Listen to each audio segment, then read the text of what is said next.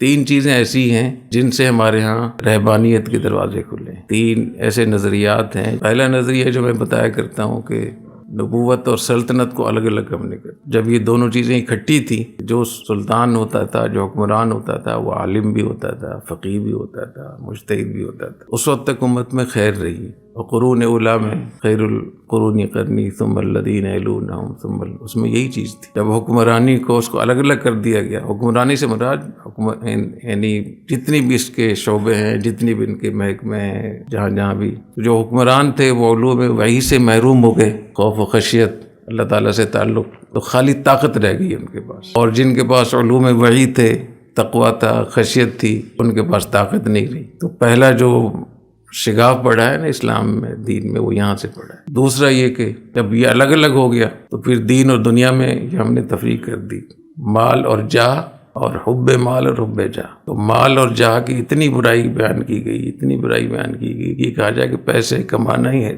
صحیح نہیں ہے، اور جتنا اپنے آپ کو دور رکھیں گے دور رکھیں گے۔ تو اور رحمانیت کیا ہے پھر؟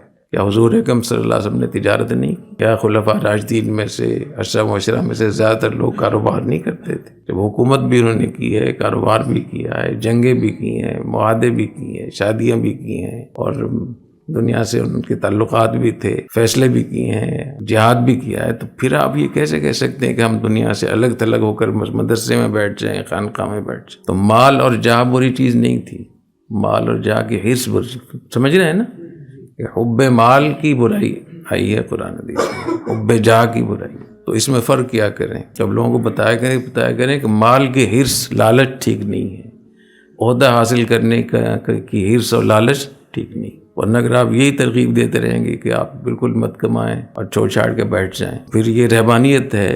رہبانیت ہمارے دین میں نہیں۔ تو پہلی بات سے طاقت سے محروم ہو گیا دین، طاقت چلے گی ایک طبقے کے پاس، اور دوسرے طبقے کے پاس صرف بات ہے، نصیحت ہے، طاقت نہیں ہے اس کی تنفیذ کی، وہ نہیں ہے۔ دوسری جو ہے وہ مالی اعتبار سے، اقتصادی اعتبار سے جو اسلام کو قوت مل سکتی تھی، وہ وہاں سے کمزور ہو گئی۔ تیسری ہوتی ہے مین پاور، افراد، کسی بھی نظریے کو، کسی بھی ملک اور ریاست کو افراد لے کر چلتے ہیں، تو افراد بھی تقسیم ہو گئے کہ یہ مسٹر ہے اور یہ ملا ہے، یہ دینی تعلیم ہے، دنیوی تعلیم۔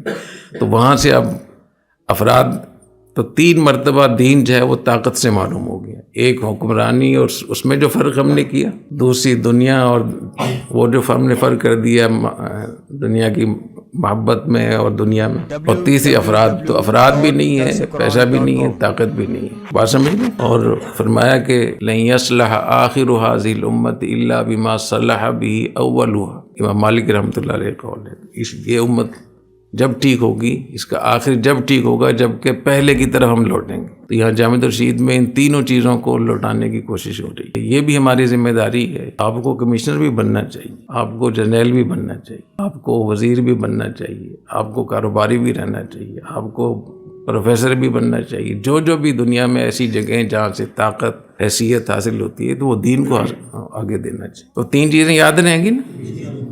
پہلی چیز یہ کہ دین جو ہے وہ طاقت سے معروم ہو گیا، طاقت ایک طرف چلی گئی، اور جو علوم میں وہی تھے وہ ایک طرف۔ تو نیک لوگوں کے پاس طاقت نہیں ہے، اور جن کے پاس طاقت نہیں ان کے پاس خشیت، تقویٰ نہیں۔ اگر کسی کے پاس تقویٰ نہ ہو، خشیت نہ ہو، یہ پیسہ اور یہ دولت اور یہ اختیارات اور یہ حکومتیں بہت ہیں۔ اور دوسری چیز کہاں سے ہوئی؟ ہم نے مال، جاہ، حب مال اور حب جاہ میں فرق نہیں کیا، مال اور جاہ کی اس طریقے سے برائی بیان کی، حالانکہ مال اور جاہ کی برائی نہیں تھی۔ اس کی وجہ سے جو دیندار لوگ تھے وہ اس سے دور ہوتے چلے گئے، اور وہ سارے اہم جگہ ہم نے ان فساق و فجار کے لیے ان کی خالی کر دی۔ اور اب ہمارا کام ہے چیختے چلاتے رہنا، احتجاج کرنا۔ تو احتجاج کے لیے تو ہم پیدا نہیں ہوئے۔ والذی ارسل رسولہ بالہدی ودین الحق لیظہرہ علی الدین کلہ، غلبے کے لیے۔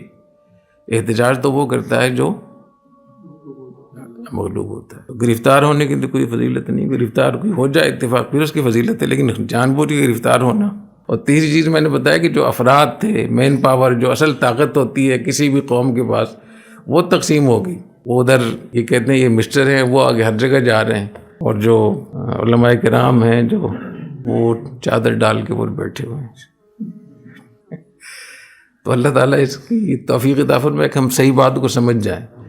وہ بہت مواقع ہیں اللہ تعالیٰ میں نے پہلے ہی بتایا تھا کہ یہ ملک پاکستان کی میں خاص طور بات کر رہا ہوں، یہاں میدان خالی پڑا ہے، تو یہاں آپ لوگ جائیں گے تو کام ہوگا نا، جائیں گے نا وہاں، یہ وسوسہ تو نہیں آئے، وہم تو نہیں پڑے گا کہ یہ تو دنیا کی طرف ہم جا رہے ہیں۔ وہ غامدی وغیرہ جو ان کو ہم کہتے ہیں نا، وہ کہتے ہیں کہ مذہب ایک شخصی چیز ہے، اس کا دنیا سے، حکومت سے، ریاست سے کوئی تعلق نہیں۔ ہم ان کو کیا کہتے ہیں؟ یہ سیکولر لوگ۔ اور اگر کوئی یہ کہتا ہے کہ ہمارا دین اس کا دنیا سے کوئی تعلق نہیں، تو بات تو ایک ہی ہے نا۔ تو سیکولر کی دو قسمیں ہوگی، وہ بھی تفریق پیدا کر رہا ہے، وہ بھی تفریق پیدا کر رہا ہے۔ تو آپ اس طریقے سے چلیں، ایک جو حضور اکرم صلی اللہ علیہ وسلم کی جو ختم نبوت ہے، جو آپ کا دین ہے، اس پہ اس کو لے کر خود بھی سمجھیں اور لوگوں میں سمجھائیں، اور اگر لوگ نہ سمجھیں تو لڑیں نہیں، فتوے بھی نہ لگائیں، پیار محبت سے۔